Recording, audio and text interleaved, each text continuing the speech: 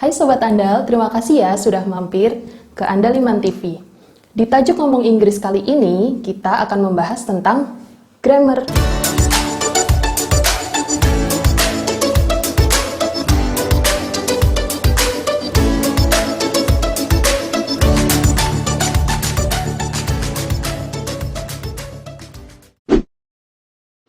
Kenapa grammar itu penting? Karena kalau kita ngomong sama bule misalnya, atau orang yang memang berbicara dengan bahasa Inggris, dan grammar kita salah, kata-kata kita akan sulit dipahami oleh mereka. Oke, langsung saja. Salah satu bahasan yang penting dalam grammar adalah kata atau word. Ini yang paling mendasar dan paling sering kita temui ketika kita sedang berbicara maupun menulis. Jenis-jenis kata atau parts of speech dalam bahasa Inggris ada 9. Yang pertama, kata benda atau noun, kata kerja atau verb, kata kerja bantu atau auxiliary verb, kata sifat, adjective, kata keterangan, adverb, kata ganti, pronoun, kata penghubung, conjunction, kata depan, preposition, dan kata seru atau interjection. Kita mulai dari yang pertama, yaitu kata benda atau noun. Contoh kalimatnya, this book belongs to me. Di sini kata bendanya adalah buku. Kemudian kalimat kedua, these books belong to me. Di sini buku menjadi jamak atau plural.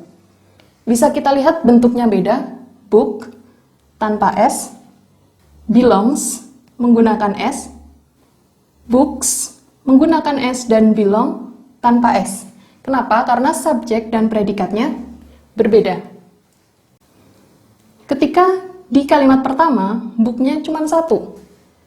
Jadi, kita pakai verb yang juga untuk subjek yang tunggal atau singular, belongs. Kemudian yang kedua, kita tambahi S di sini yang menunjukkan buku ini dalam bentuk jamak atau plural. Jadi, verbnya juga harus verb yang untuk plural, jadi belong, tanpa S. Kalimat yang B, this box belongs to you. These boxes belong to you. Perbedaannya adalah di sini ada tambahan IS. Di sini singular atau tunggal, dan di sini box, tetapi ada banyak, jadi boxes. Kalau di sini tadi book hanya ditambah S, di sini tambahannya IS. Kemudian kalimat yang C, she is an alumnus of this school. Yang kedua, the alumni of this school are gathered in the hall. Oke, bisa kita lihat di sini.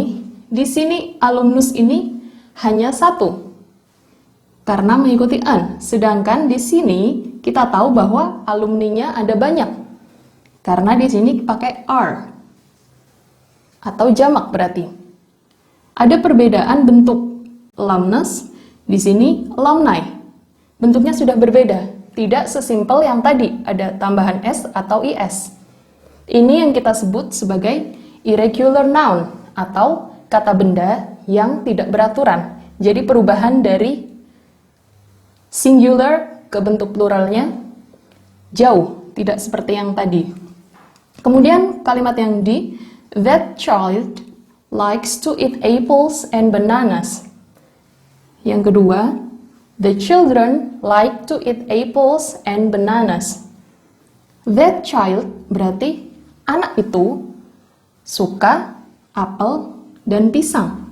Likes di sini berarti childnya hanya satu anak. Sedangkan di sini those children berarti anak-anak, ada banyak.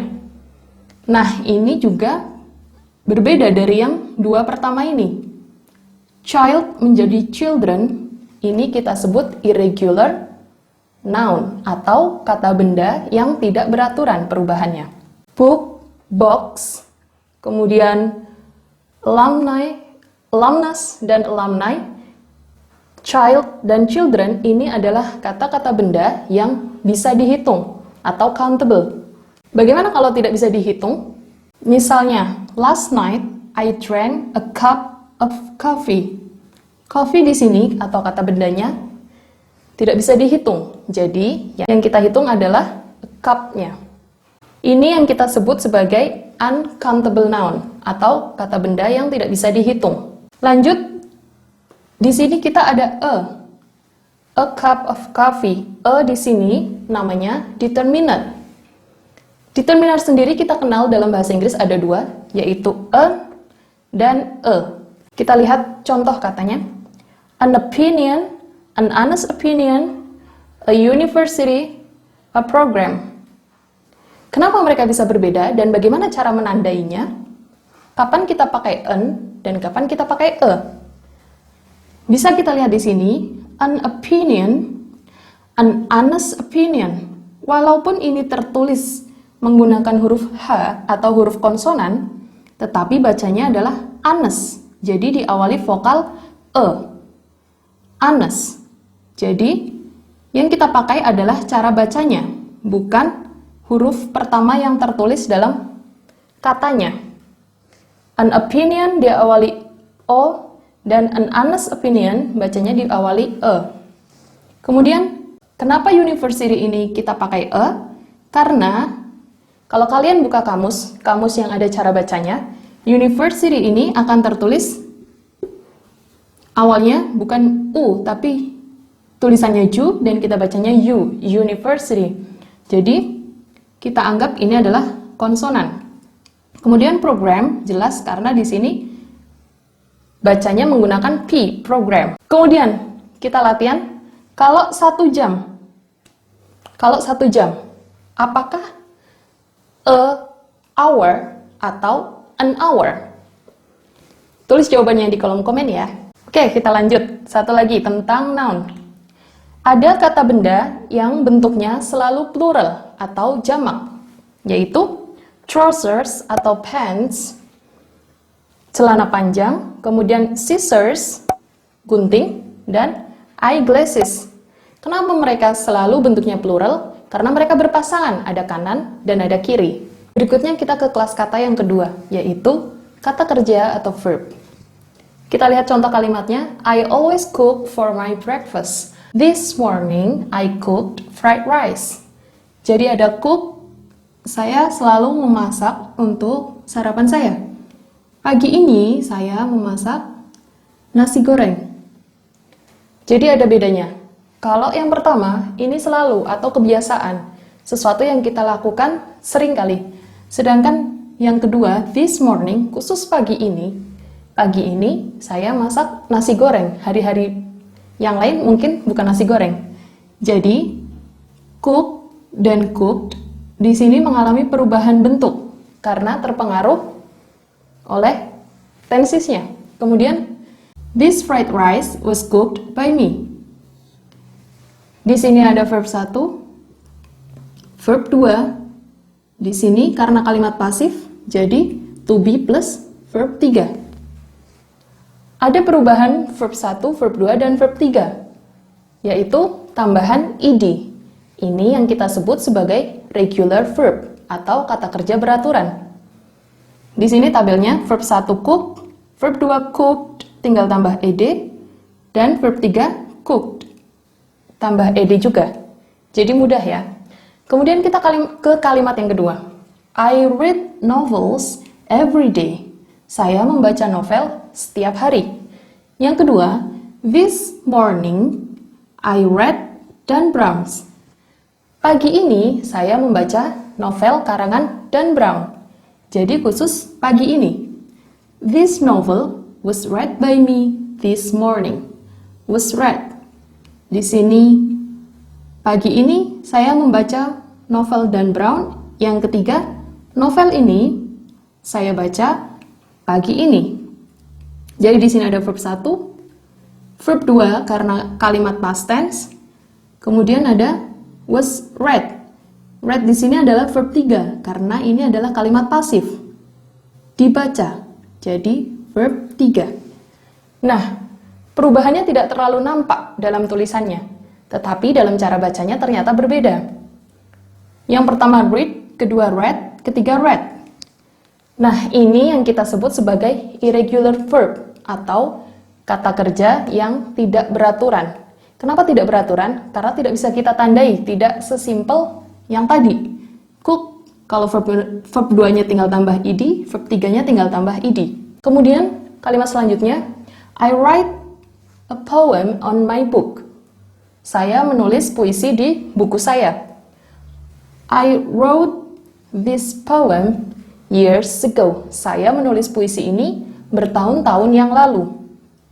This poem was written by me years ago. Puisi ini ditulis oleh saya atau saya tulis bertahun-tahun yang lalu. Jadi di sini verb 1 karena kebiasaan saya selalu menulis puisi di buku saya meskipun selalunya tidak disebutkan di sini. I wrote this poem years ago.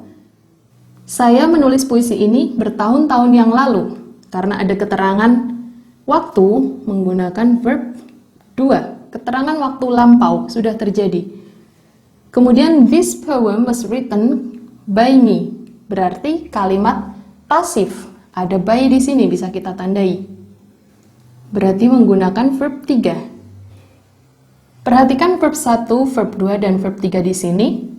Ada perbedaan bentuk. Bentuk tulisan dan bentuk cara bacanya. Jadi ini yang kita sebut sama dengan yang kedua, yaitu irregular verb atau kata kerja yang tidak beraturan. Bisa dilihat di tabelnya di sini. Read, read, read, write, wrote, written. Nah, ada kuis lagi. Bagaimana dengan walk, pray, and work? Kalau kalian sudah tahu, ini termasuk regular atau irregular, coba tulis kalimatnya. Kemudian eat, drink, dan sleep. Tulis juga kalimatnya. Berikutnya kita bahas yang ketiga tentang noun, yaitu kata kerja bantu atau auxiliary verb. Macamnya ada can, could yang artinya bisa dan fungsinya menyatakan kesanggupan. Will, would artinya akan, fungsinya menyatakan rencana. Shall, should, artinya sebaiknya, fungsinya untuk menyatakan saran. May, might, artinya boleh, dan fungsinya untuk menyatakan izin atau permohonan. Kemudian must, had to, artinya harus, dan menyatakan keharusan. Oke, kita lihat formulanya di sini. Di manakah letak auxiliary verb dalam suatu kalimat? Dalam kalimat positif, auxiliary verb terletak setelah subjek. Subjek, auxiliary verb, verb 1. Verb yang mengikuti auxiliary selalu dalam bentuk verb 1. Apapun subjeknya, ketika dia mengikuti auxiliary atau kata kerja bantu, maka verbnya harus verb 1. Kemudian di kalimat negatif, auxiliary kita tambah not, subjek auxiliary not, plus verb 1. Kemudian di kalimat tanya, kita pindahkan auxiliary-nya ke bagian depan. Auxiliary atau auxiliary not plus subject plus verb 1. Kita lihat contoh kalimatnya. I can finish this task on time. I, subject, can, auxiliary, finish, verb 1. Misalnya, dia bisa menyelesaikan tugas ini on time. Dia perempuan. She can. Tetap verbnya sama. Finish. Jadi, tidak mendapat tambahan s atau is. Kemudian yang kedua. I will not attend the event. I will not attend the event. Ini adalah contoh kalimat negatif. Karena ada not setelah auxiliary. Subject, auxiliary not plus verb 1. Verbnya lagi-lagi verb 1 karena di belakang auxiliary. Kemudian yang ketiga, should you really go? Should, auxiliary, kemudian subject. Berarti menunjukkan bahwa ini adalah kalimat tanya. Atau yang menggunakan not, ini adalah should not. Shouldn't you stay? Should you really go? Ini untuk kalimat tanya yang positif karena tidak ada not-nya. Kemudian yang kedua adalah kalimat tanya yang menggunakan not. should not you stay atau shouldn't you stay. Jadi letaknya tinggal kita pindah ke depan. Yang keempat adalah kata sifat atau adjective. Kata sifat ini salah satunya terletak sebelum kata benda, yang fungsinya adalah untuk menjelaskan kata benda tersebut. Kemudian kita bisa menandai kata sifat atau adjective ini antara lain berakhiran full, misalnya colorful, able, breakable. Ada os, tulisannya os, kita baca os, dangerous, kemudian if, creative, why di sini, creamy, ish, childish, all, medical, equal, biological, dan artistic. Nah, full ini ada lawannya yaitu less. Misalnya colorful, lawannya colorless. Jadi kalau ini berwarna-warni, ini colorless, berarti nggak ada warnanya. Kemudian contoh kalimatnya, you have an interesting idea. Idea di sini kata benda, di depannya adjective. Kamu memiliki ide yang menarik. Jadi kalau dalam bahasa Indonesia, kata sifatnya di belakang, ide yang menarik, tapi dalam bahasa Inggris, interesting idea. Sekarang kita menuju ke bagian kata yang kelima, yaitu kata keterangan atau adverb. Kata keterangan ini ada 6 macam. Yang pertama, adverb of time atau keterangan waktu. Tandanya ada kata since, from, before, after. Sejak, dari, sebelum, sesudah. Contoh kalimatnya, since yesterday everything has changed. Sejak kemarin atau mulai kemarin, segalanya sudah berubah. Kemudian yang kedua adalah adverb of manner atau keterangan cara. Ini mudah kita tandai karena biasanya berakhiran li. Clearly, carefully, dengan jelas, dengan berhati-hati. Contoh kalimatnya, please drive carefully. Tolong menyetirlah dengan aman. Kemudian yang ketiga, adverb of place atau keterangan tempat. Keterangan tempat ini didahului oleh preposisi, misalnya in, on, atau at. Misalnya, the socks are kept in the drawer. In the drawer ini adalah keterangan tempat. Kaos kaki disimpan di dalam laci. Nah, di dalam laci ini adalah keterangan tempat atau adverb of place. Di sini ada preposisi atau kata depan. Kemudian yang keempat, adverb of frequency atau keterangan frekuensi atau kekerapan. Seberapa sering hal tersebut dilakukan. Ada always, selalu, never, tidak pernah, usually, biasanya, dan lain sebagainya. Misalnya, he always keeps his word. Dia selalu menepati janjinya. Keterangan frekuensi atau adverb of frequency. Yang kelima, adverb of degree atau keterangan tingkat. Misalnya, absolutely, definitely, atau artinya benar-benar. You are definitely right about her. Kamu benar-benar benar tentang dia. Jadi pendapatmu itu ya benar banget gitu. Kemudian yang terakhir adalah adverb of modality atau keterangan kemungkinan. Ada maybe, possibly, dan sebagainya. Contoh kalimatnya, he possibly didn't even notice. Possibly di sini adalah keterangan kemungkinan atau adverb of modality. Dia mungkin bahkan tidak menyadarinya. Selanjutnya, yang keenam dari jenis kata adalah kata ganti atau pronoun. Ada 2 jenis yang kita bahas di sini. Yang pertama adalah kata ganti orang atau personal pronoun. Kita bagi menjadi 2, yaitu sebagai subjek dan sebagai objek. Sebagai subjek, I, kata ganti orang pertama, saya. Sebagai objek, dia berubah bentuknya menjadi me. Kemudian, we, kita. Sebagai objek menjadi us.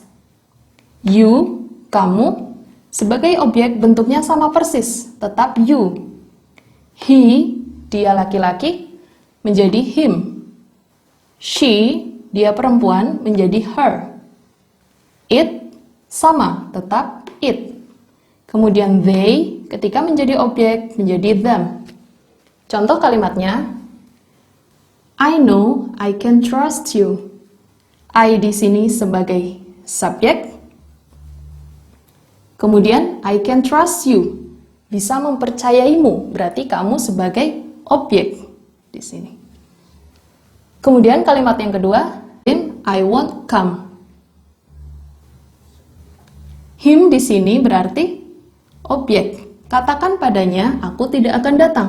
Padanya berarti sebagai objek. Kemudian subjeknya di sini siapa? Karena ini merupakan kalimat langsung atau kalimat perintah langsung kepada orang kedua, subjeknya tidak perlu kita tulis. Tapi sebenarnya subjeknya adalah you atau orang yang kita ajak bicara. Kemudian yang kedua adalah kata ganti kepemilikan atau possessive pronoun. Kita bagi dua, ada adjective dan ada nominal. Kata ganti kepemilikan yang merupakan adjective harus selalu diikuti oleh bendanya. Jadi bentuknya my plus noun, misalnya my book.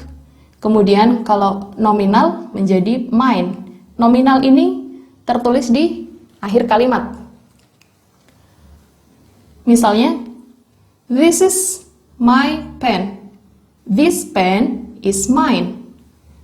Perhatikan perubahannya di sini, my pen, my plus noun atau bendanya. Kemudian di sini bendanya di depan dan my kita ganti menjadi mine. Kemudian our plus noun kalau di belakang menjadi ours. Milik kita. Your plus noun kalau di belakang menjadi yours. Kemudian his plus noun ketika menjadi nominal dia berubah menjadi his tanpa noun.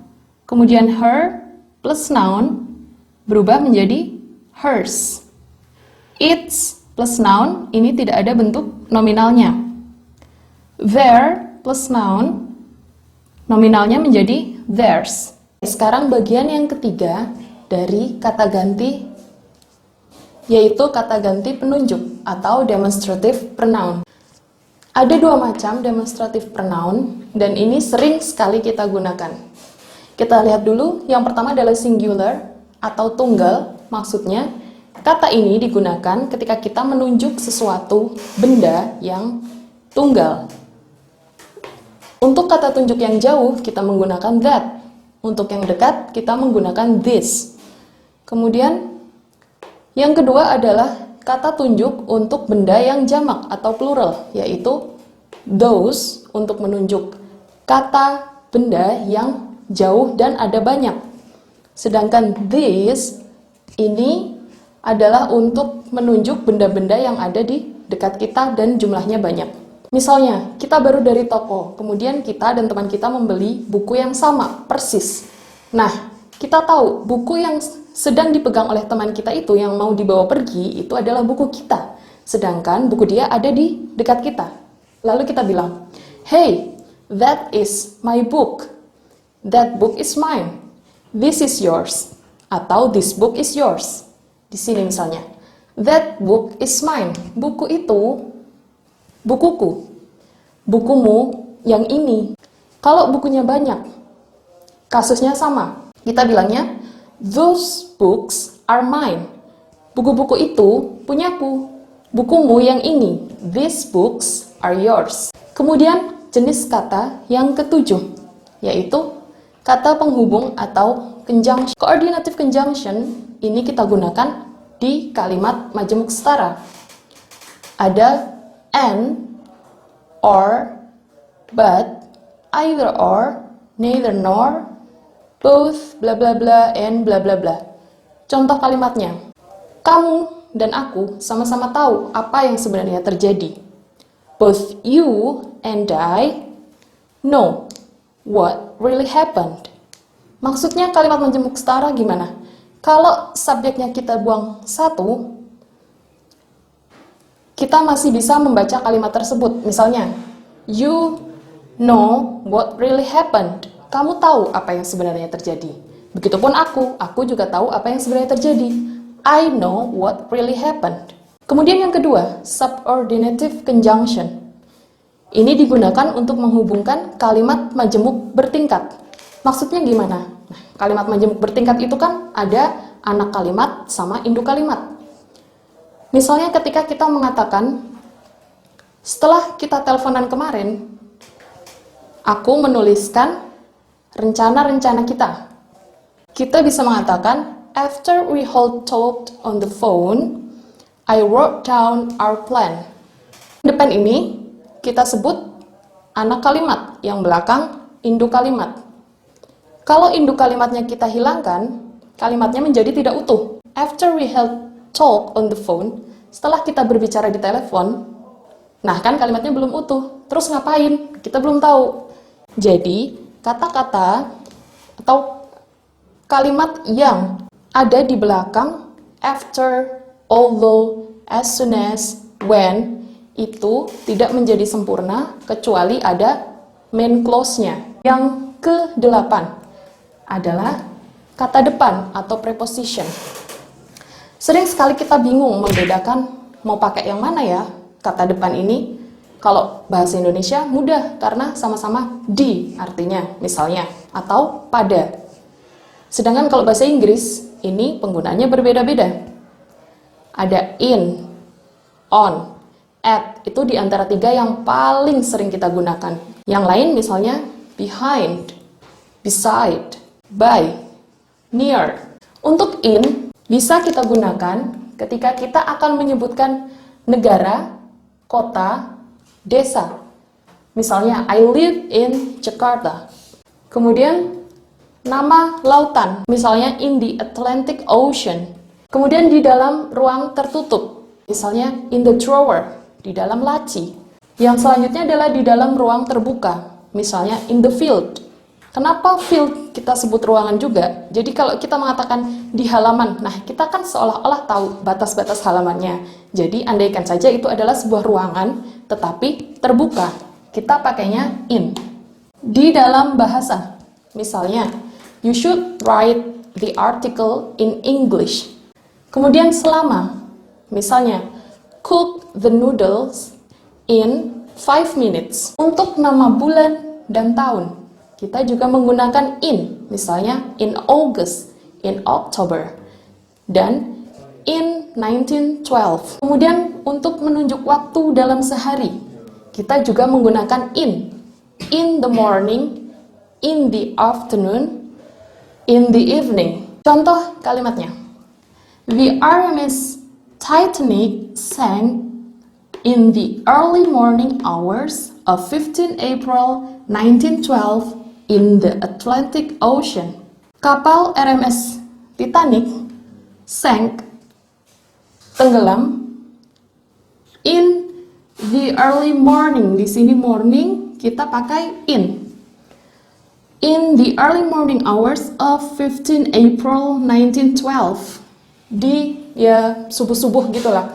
Subuh-subuh tanggal 15 April tahun 1912 in the Atlantic Ocean, di Laut Atlantik. Kemudian yang kedua, on.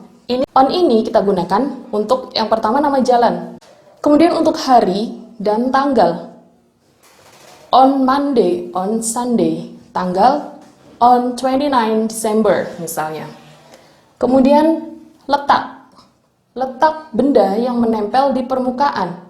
Sering sekali ini kita buat untuk contoh, misalnya the book is on the table.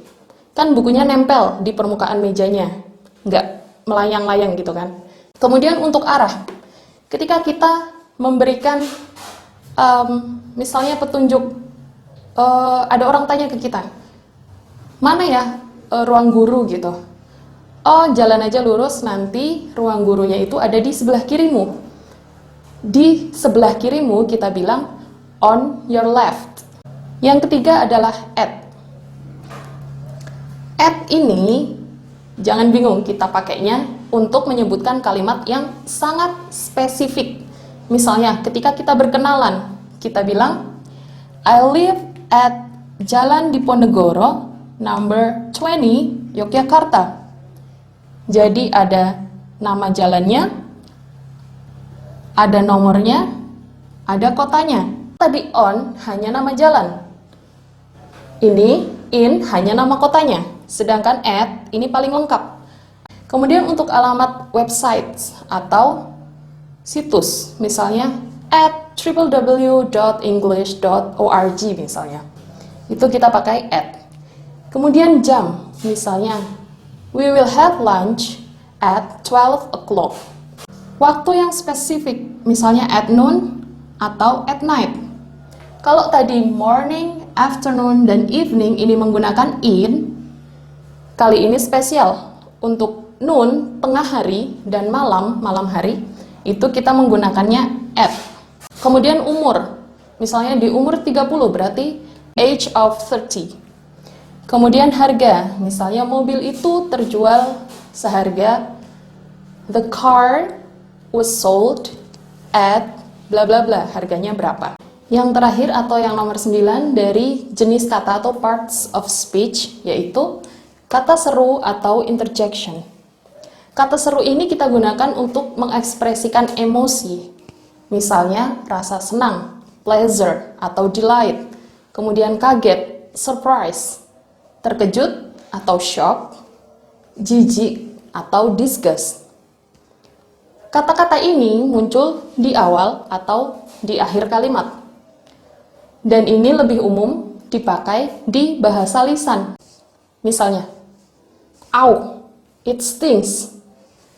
Nah, ouch ini merupakan interjection yang menggambarkan pain. Misalnya, habis tersengat lebah. Kemudian, surprise. Ada teman kita yang menurut kita belajarnya nggak lebih rajin dari kita, tapi dia dapat A di pelajaran misalnya matematika atau bahasa Inggris, pelajaran yang sulit. Kemudian kita bilang, you got an A, wow. Kita terkejut. Kita menggunakan interjection untuk menggambarkan emosi kita. Kemudian, kita mau memberikan surprise, menyenangkan teman kita yang lagi ulang tahun. Ditunggu-tunggu nggak datang-datang, akhirnya dia datang. Nah, kita bilang, hooray, here comes the birthday girl. Akhirnya yang ulang tahun datang juga. Nah, kita pakai hooray. Kemudian yang terakhir, misalnya, ini menggambarkan jijik. Apa yang membuat kalian jijik? Kalau saya misalnya diajak membohongi orang misalnya. Kemudian saya bilang, oh, sorry, I don't like fake friend, atau oh, sorry, I don't like fake people. Saya nggak mau, karena saya itu jijik kalau sama orang yang bermuka dua atau teman yang palsu. Kalau kalian apa nih? Bisa tulis di kolom komen ya. Nah, itu tadi pembahasan kita tentang grammar yang paling mendasar, yaitu tentang parts of speech. Parts of speech ini adalah pembahasan yang memang hanya merupakan bagian terkecil dari grammar. Yang lainnya masih banyak. Misalnya masih ada conditional sentence, kemudian ada elliptical sentence, ada concord atau subject and verb agreement, dan sebagainya. Tapi dengan mengetahui atau paham tentang parts of speech saja sudah cukup membantu kita agar lebih paham dalam berkomunikasi dalam bahasa Inggris. Nah, untuk mendukung pembelajaran kalian terkait grammar, saya ada rekomendasi buku. Yang pertama yaitu Master Module Grammar. Kemudian yang kedua adalah Master Book Grammar. Dan yang ketiga, Grammar Skills Booster. Selain tiga yang tadi terkait grammar, saya juga ada rekomendasi kalau kalian ingin memperdalam bahasa Inggris kalian secara umum. Yang pertama, English Skills Booster. Dan yang kedua, Master English Course. Apa sih bedanya Master English Course dengan English Skills Booster? Nah, sebenarnya sama, isinya mirip-mirip lah tentang pembahasan grammar, tenses, dan sebagainya. Tapi di buku ini, English Skills Booster ini, tenses mendapat porsi yang lebih banyak daripada yang ini.